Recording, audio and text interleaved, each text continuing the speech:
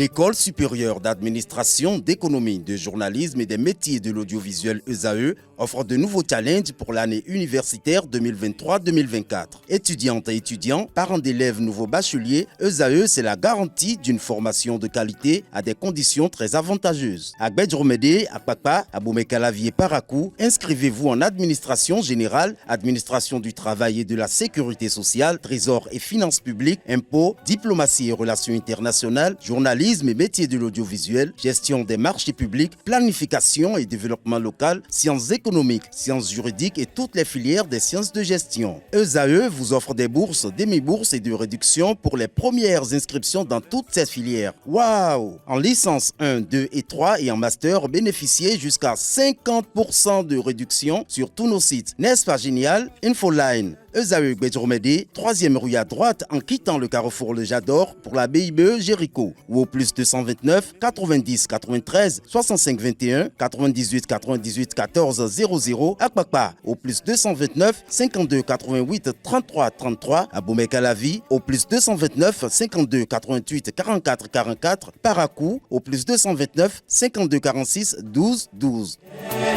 ESAE, l'excellence à un an. Chers internautes, bonjour et bienvenue sur 100% Culture, votre émission culturelle. Dans ce numéro, nous recevons un artiste qui n'est ni musicien ni plasticien. Il propose des produits, mais il va se présenter tout à l'heure lui-même. Avant ça, je vous précise que je suis en compagnie de Salomon Sobosikbe, comme d'habitude. Bonjour Salomon. Bonjour Billy Laibi, inconditionnel de la culture, bonjour. Nous sommes encore là forcément pour faire découvrir forcément un artiste, un talent. Et celui-ci, s'il est assez créatif, c'est un homme rempli de talent. Il va se présenter à nos web téléspectateurs. Bonjour monsieur. Bonjour monsieur Salomon, bonjour madame Bélir. Je suis Auguste Issa Kora, producteur et transformateur local au Bénin. Alors, rapidement, vous allez nous parler un peu de votre parcours académique, juste en quelques petites minutes. D'accord, merci. Comme parcours académique, j'ai fait le cursus normal comme tout le monde. J'ai eu un bac série D. Après, j'ai fait du marketing et action commerciale à l'INE. Oui. J'ai eu l'opportunité d'aller à l'extérieur pour faire mes études. Donc, j'ai fait l'administration générale. Après, je me suis spécialisé en e-commerce, tout ce qui est commerce électronique. Et en master, j'ai un double master à l'ESG de Paris et à l'école, à l'université Paris 12 de Créteil. Voilà, donc voilà mon cursus scolaire. Vous avez commencé à entreprendre depuis quelle année, depuis quand? Super, j'ai eu mon double master en 2006 et tout de suite j'ai commencé par travailler à Paris dans une entreprise. Et en 2009-2010, je suis rentré au Bénin pour travailler dans la société familiale qui était spécialisée dans les produits congelés. Un secteur qui a connu une crise en 2015 qui m'a permis de réfléchir autrement et de faire ma reconversion à 180 degrés. Tout a commencé depuis 2000 alors. J'ai commencé à travailler à partir de 2007, mais ma reconversion en tout ce qui est Made in Bénin a commencé en 2015.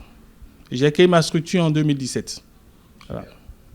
Donc, si on comprend bien ce que vous êtes en train de dire, c'est parti du fait que vous étiez en entreprise familiale et parce que ça ne marchait plus, vous êtes mis à votre propre compte. Exactement. C'est un secteur qui marchait très bien. Aujourd'hui, certains sont encore dans le secteur. J'ai même été président de ce secteur pendant quelques années. Et aujourd'hui, j'ai remis le flambeau à quelqu'un d'autre parce que moi, je m'occupe de ce qui est production locale dans l'objectif de promouvoir le Made in Bénin. Parlons de production locale. Vous produisez quoi? Vous faites quoi? Je fais un peu de tout quand même. J'ai commencé en 2017 par une idée de culture de tomates hors sol. C'est-à-dire, je réfléchissais quand j'ai fait la connaissance d'un ami qui est docteur vétérinaire avec son épouse qui m'a parlé des tomates en culture hors sol. J'avoue que c'était la première fois que j'entendais ce nom. Et comme j'avais déjà j'avais un cœur serré par rapport aux tomates au Bénin, où c'est le Burkina qui nous donnait des tomates. Quand il ne pleut pas au Bénin, on n'a pas de tomates. Donc du coup, par rapport à ça, quand ils ont parlé de culture hors sol et puis c'est contre saison, j'ai dit bingo, je pars pour l'idée. Donc, en créant mon entreprise, c'était par rapport aux cultures hors sol. J'ai fait l'essai pendant 2 années ou 3. Pendant la période de Covid, j'ai laissé. Par contre, parallèlement à ça, puisque je suis du Nord, j'ai commencé par commercialiser le beurre de karité. Donc, je recevais le brut de karité du Nord. J'ai commencé par le brut. tout à fait par le brut. Et en même temps, j'ai mis des ruches dans des champs au nord pour avoir du miel. Donc, les 3 produits allaient de pair. Le karité, le beurre de karité, le miel et puis la tomate en culture au sol. La tomate, je la transformais en purée parce que pour moi, il n'y avait pas de pète. Il n'y a pas de tomates pourries à enterrer. Donc, je regardais mes tomates, celles qui vont en purée. J'avais une machine de transformation en purée de tomates. Donc, ça faisait déjà 4 produits sur le marché. Rapidement, le beurre de karité, qu'est-ce qui s'est passé? Le brut, j'ai vu qu'avec le temps, avec la chaleur, ça avait des traits et consorts. Je réfléchissais quand une de mes belles-sœurs m'a dit, viens, donne à mes filles, elles vont te transformer ça. J'ai dit, on transforme le karité. J'ai remis à 2 filles. Ils m'ont donné un retour formidable. C'était crémeux. J'ai dit, comment vous avez fait? Elles m'ont montré. Et puis, depuis, j'ai commencé par faire la chantilly de karité. Donc, du coup, mon beurre de karité brut a changé de forme et est devenu une chantilly de karité que j'ai mis sur le marché. Par rapport au miel également, en fonction des champs que j'avais, j'ai mis des ruches dans plusieurs champs de miel. Et aujourd'hui, j'ai du miel à plusieurs goûts. Voilà. Ce qui vous permet de récolter assez de miel quand vous voulez. Hein. Exactement. Et ça se fait constater déjà depuis 2007, ça fait assez d'expérience déjà dans le métier jusqu'à aujourd'hui. Pourquoi avoir opté pour ces produits en particulier? J'ai opté pour le miel, par exemple, parce que la question récurrente au Bénin, est-ce que c'est le vrai miel? Cette question fait qu'aujourd'hui, puisque je travaille avec les pharmacies et les supermarchés, je me suis rendu compte d'une chose. Les pharmacies ne contrôlent pas le miel qu'on dépose. Les pharmacies veulent nous aider à vendre les produits. Mais dans la tête du Béninois, puisque j'ai pris le miel dans une pharmacie, c'est l'authentique. Je ne dis pas autre chose, mais je suis sûr que ce n'est pas forcément l'authentique qui se trouve dans les pharmacies. Alors du coup, moi je me suis dit, je ne vais pas acheter du miel chez quelqu'un d'autre. J'ai mis mes propres ruches dans des champs. Et par rapport à ça, on me récolte le miel.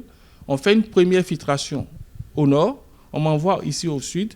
Je fais la deuxième filtration. Je fais les mises en pot. Et j'ai amené une révolution dans le miel également. Je fus parmi les tout premiers à faire le miel en bouteille au Bénin.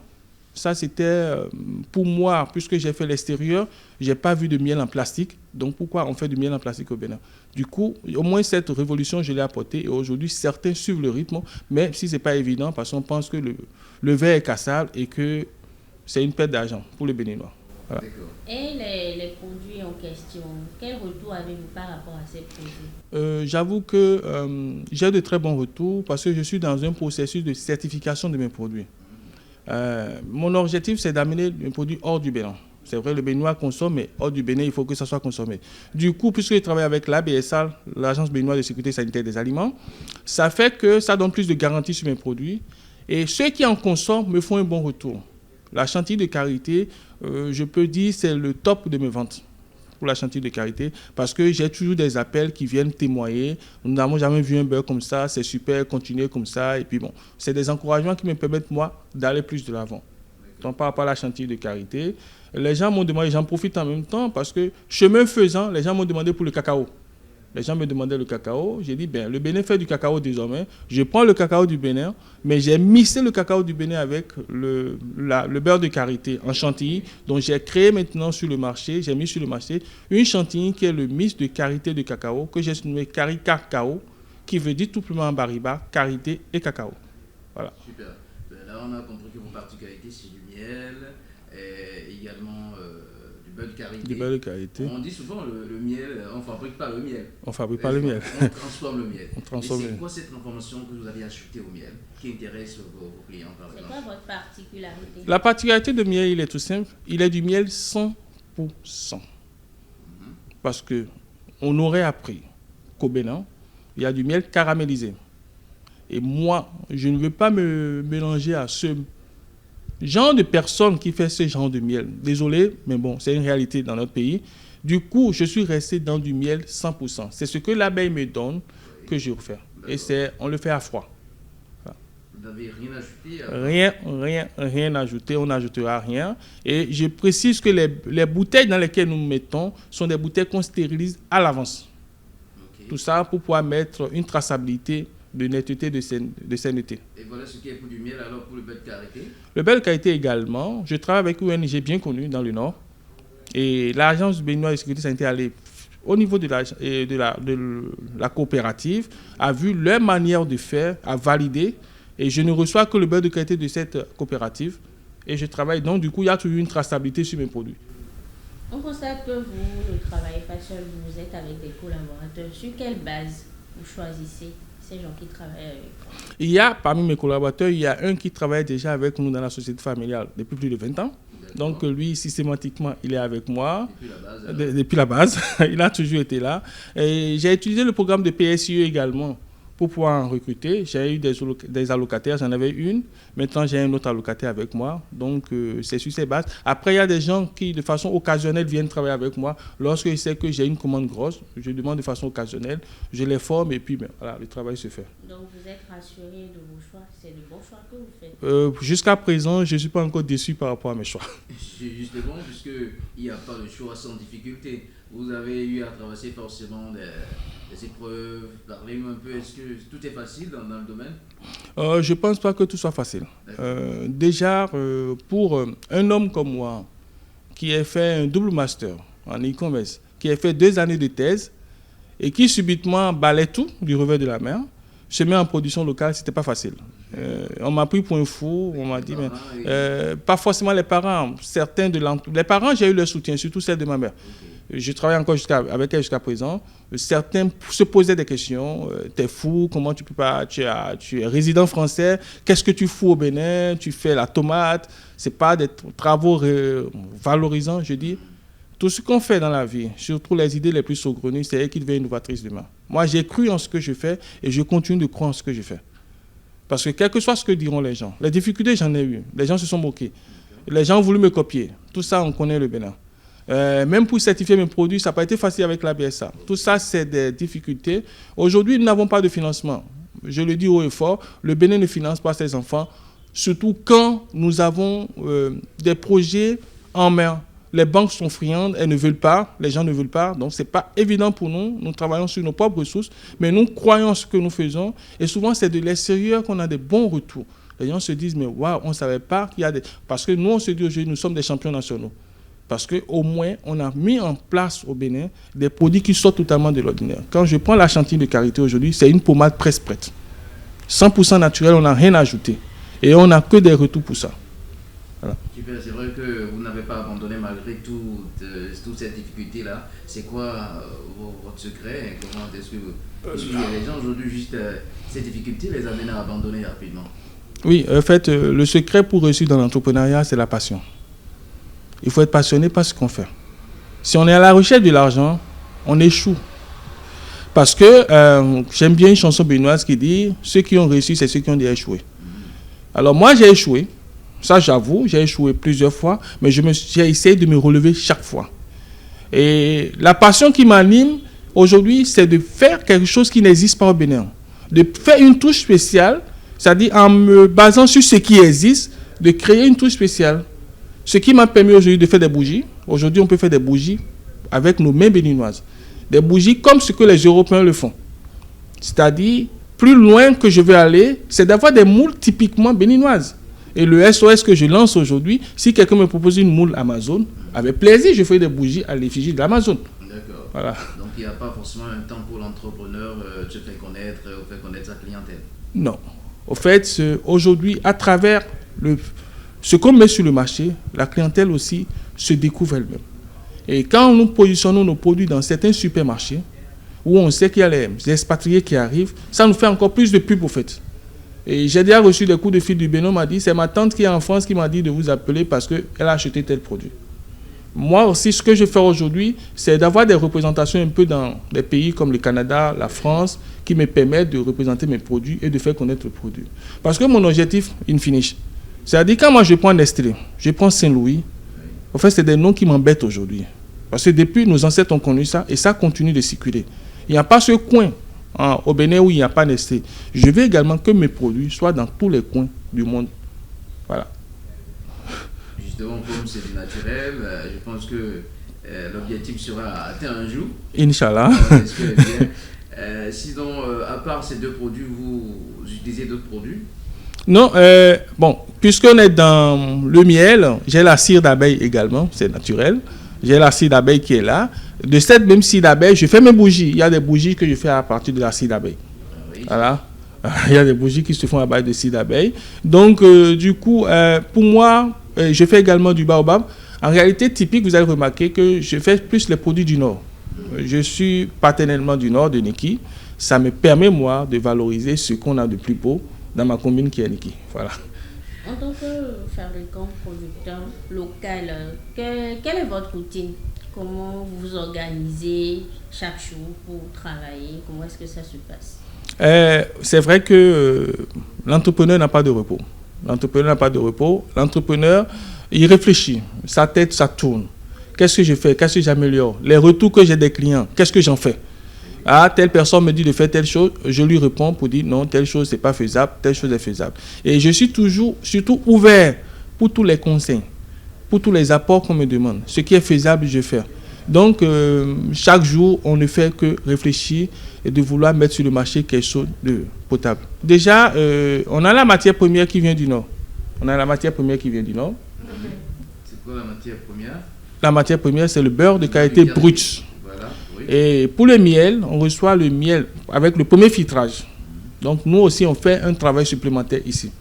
Donc, quand moi, je reçois ces matières premières, la poudre de baobab, c'est déjà mis dans des sacs, déjà fait. Moi, je fais l'enchachage ici. Donc, il y a un plus que moi, j'apporte avec les étiquetages et tout ça. On ne produit pas tous les jours. Nous produisons en faisant du stock. Et en fonction de la diminution du stock et d'autres commandes en cours, on peut lancer de nouvelles productions. C'est pour ça qu'il y a des personnes occasionnelles qui viennent travailler avec moi. Voilà. Je ne sais pas si ça répond à... Parlons de travail en question. Oui. Est-ce que ça nourrit bien son homme? Pour le moment... Même s'il dit qu'il ne faut pas compter sur le fait de gagner beaucoup d'argent en intégrant ce domaine-là.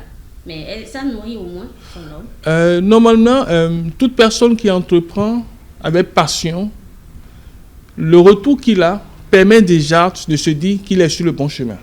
Mais quand on parle de nourriture en termes financiers, pas encore, parce qu'on croit que demain, ça serait mieux. Voilà. Et là, en parlant de l'accompagnement de la passion à l'entrepreneuriat, c'est quoi les conseils de base qu'on peut donner à un jeune entrepreneur qui veut se lancer dans le domaine? Alors, aujourd'hui, moi, je dis, on n'a rien fait encore, Bénin. Ça, c'est vrai et c'est sincère. Quand je vois ce domaine de transformation que je suis en train de suivre depuis 2017, ça fait 6 ans que je suis avec des transformateurs, des transformatrices, c'est que du waouh. Et là, dans la sous-région, je le dis avec fermeté, nous sommes numéro 1 dans la sous-région ouest africaine. Les Ivoiriens sont friands des produits béninois made in Bénin. Donc, les jeunes, moi, je peux le dire tout simplement. En dehors du cursus linéaire, je suis un exemple. Moi, j'ai fait un cursus linéaire. Je devais être en train de faire des référencements Google. Je suis en train de créer des sites web. Mais j'ai fait un turnover 180 degrés. Je ne regrette pas. Rapidement, j'ai rencontré Wallace Civil Wallace, qui a fait le même parcours que moi 6 ans après. Lui, il est aujourd'hui à fond dans le référencement. Le juge m'a vu, dit, grand frère, je crois que c'est le bon chemin que tu as fait. Mais toi, il faut produire, nous, on va te référencer. Donc, je vais dire, ce n'est pas forcément ce qu'on a appris qu'on fait. Aujourd'hui, moi, pour les bougies, un exemple typique, j'ai payé que 12 500 francs CFA pour qu'on me fasse la formation en ligne de bougies. Mais en dehors de cette formation en ligne, j'ai au moins 12 tutorats de productions différentes, de savon, de liqueurs, de déodorants, de plein de trucs qui sont des projets adjacents pour moi. Je ne peux pas tout faire. Même s'il y a des jeunes qui m'entendent, s'ils sont intéressés, ils peuvent me contacter, je peux les aider dans leur projet. Que les gens arrêtent tout de suite de dire, je n'ai pas l'argent, donc je ne peux pas être entrepreneur. C'est faux. Mais l'entrepreneuriat, ce n'est pas rentrer dedans et avoir aussi de l'argent. Une chose est sûre, c'est tu rentres, tu prends, mais il y a des risques. Le risque, c'est ce que vous dites tout à l'heure, les Béninois n'aiment pas prendre ce risque-là. On a peur. Parce que tel oncle a fait, ça a échoué, je ne veux pas faire. Et on dit même que c'est nous-mêmes qui avons fait, alors que c'est l'oncle qui a fait. Donc, pour la jeunesse aujourd'hui, je dis tout simplement, cherchez à réfléchir. Et nous avons 2 moteurs, que ce soit YouTube ou ça Google. Quand vous avez des idées, questionnez. Il y a toujours quelqu'un qui a écrit quelque chose sur votre projet. Parlons de, je ne te coupe pas, parlons de risque. Combien au moins est-ce qu'il faut un capital à mettre? Est-ce qu'il faut un capital donné pour commencer? À peu près combien comme ça il faut pour démarrer une activité de je vais vous surprendre. Je vais vous surprendre tout simplement. Même si quelqu'un a 5 000 francs, il peut commencer quelque chose. Je vous surprends. Qu'est-ce qu'il fait avec 5 000 francs? Par exemple, il vient chez moi avec 5 000 francs.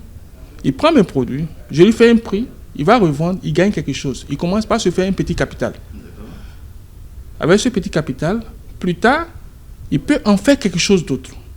C'est comme certaines personnes qui ont commencé par vendre de la tomate, en achetant au champ, en ramenant, ainsi de suite. C'est-à-dire, il faut que le jeune se dise aujourd'hui, veste, cravate, point d'interrogation, je veux faire quelque chose de main, de manuel. Donc, à force de revendre, parce qu'aujourd'hui, avec les YouTube, les TikTok et consorts, ils peuvent même être des ambassadeurs des produits comme ça. Et gagner, j'en ai certaines personnes qui le font et qui gagnent 300 voire 500 francs chaque produit vendu. Ça leur fait un petit capital. Au bout de 6 mois, ils capitalisent ça, ils peuvent en faire quelque chose d'autre. Oui, mais pour produire carrément comme vous, il faut forcément un petit capital. Moi, j'ai commencé mon entreprise avec 100 000 francs. Vous avez commencé avec 100 000, hein? Moi, j'ai commencé avec 100 000 francs. J'ai commencé avec 100 000. Et avec le temps, ça s'est multiplié un peu. Ça me permet d'acquérir, au fur et à mesure, certaines choses dont j'ai besoin dans le cadre de mes transformations. Okay. Voilà. Alors, M. Cora, je ne suis pas sûr que vous êtes limité seulement au tuto, YouTube, ou juste pour apprendre tout ça. Est-ce que vous avez un mentor dans la famille, quelqu'un qui fait, il y a ce métier à qui vous voulez ressembler? Ça va surprendre, il n'y a personne qui le fait. Tout de suite, au fait, ce que moi je retiens de mon parcours, et je peux remercier une personne, c'est ma mère. Notre maman, elle a eu le temps de nous donner le goût du commerce. Malgré qu'elle soit enseignante, elle nous donnait le goût du commerce. Elle a pris son départ volontaire au temps du régime de Kérékou et elle nous a inculqué le commerce.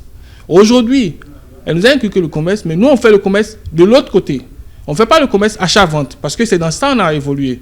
On achète, on vend. Moi, je dis, quand tu achètes, tu vends. Quand tu prends ta retraite, on ne se rappelle plus de toi. Aujourd'hui, j'ai voulu produire pour laisser un nom. C'est-à-dire, les beurres de qualité Sina, peu importe, vont traverser le temps.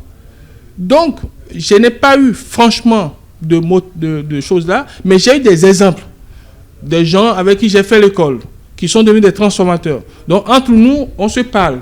On voit ce que l'autre a, on lui dit, ça c'est bon, tu peux augmenter, comme c'est qui a fait le gars ici. C'est-à-dire, aujourd'hui, si vous voulez, après, j'ai décidé de faire des formations moi-même. J'ai fait la formation HACP pour savoir comment ça se passe. La pasteurisation, la stérilisation, c'est des processus qu'il faut savoir faire. Et après, il y a aussi l'auto-formation que j'ai fait.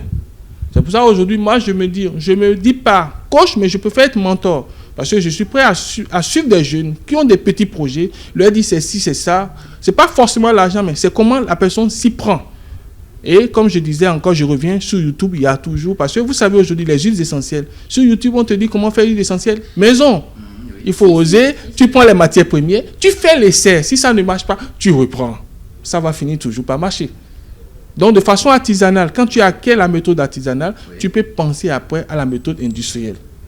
En tant qu'expérimenté, quels sont les pièges à éviter? Vu le nombre d'années d'expérience que vous avez, quels sont les pièges à éviter dans ce domaine? Dans ce domaine, moi je pense que le premier piège en dehors des chantages et choses là, c'est de se dire soi-même qu'on a déjà réussi. C'est faux. Parce que la concurrence est là. Il y a des gens qui sont tranquilles, ils regardent comment tu fais, ils veulent prendre le dessus sur toi. C'est de pouvoir toujours travailler, de ne jamais lâcher. Je me rappelle quand j'ai fait mes purées de tomates, je les ai fait dans des pots plastiques. Les gens m'ont dit, mais nous sommes à Natitengu, comment on conserve? J'ai dit, dans ce cas, il faut que je fasse en bouteille. Mais bouteille, je fais comment? C'est là que je suis allé faire la formation HACP. J'ai maîtrisé le processus, j'ai commencé par faire en bouteille. Donc, il faut sans cesse travailler. Et une amie me disait, bien sûr, les gens vont vouloir te copier pour tes tomates, mais il faut qu'ils fassent culture au sol d'abord. Mais le jour où ils reçoivent la culture au sol, te connaissant, tu vas nous faire déjà un ketchup. Parce que tu réfléchis à ce qui va devancer les autres. Donc, le premier piège, c'est l'autosuffisance. Il ne faut pas se dire, on a déjà réussi. Non, il faut toujours fouiller. L'autre chose, il faut parler autour de soi, de ce qu'on fait. Parce que le grand frère qui est devant toi, la grande sœur, peut-être elle est expérimentée, mais si tu n'en parles pas, tu ne sauras pas les conseils qu'on va te donner. Et après, ne jamais dire, je n'ai pas l'argent, ou je n'ai pas fait cette formation, moi j'ai fait le droit, je n'ai pas ce don. Nous avons tous en nous un don. C'est vrai. Il y a d'autres qui se posent déjà la question. On parle, mais c'est quoi le contenu de ce que vous faites? Je crois que nous, les plateformes, vous nous intéressons à tout ça. Donc, vous allez donner votre plateforme sur laquelle les gens peuvent déjà vous retrouver. On ne sait jamais pourquoi pas en contact si quelqu'un a besoin de vous. D'accord. J'ai un site web, mais pour le moment qui ne travaille pas. On va dire, quelqu'un qui fait du e-commerce, son site web ne travaille pas. Il va reprendre l'activité bientôt parce qu'on a changé de serveur. Donc, le site web, c'est www.2spsina.com. Mes contacts, c'est le plus 229 97 74 88 88, plus 229 97 74 88 88. Voilà. Vous avez une adresse email? Oui. L'adresse email, c'est augustecora@gmail.com ou bien 2sp.benin@gmail.com. Merci Salomon, merci Monsieur Cora. Chers internautes, nous sommes à la fin de cette émission. Merci de l'avoir suivi. Nous espérons que cela vous a plu de découvrir les beurres de karité, les miels fabriqués localement par Monsieur Cora. Vous aurez plus d'informations sur les sites de monsieur et contactez-le pour plus d'informations. Merci et à très bientôt.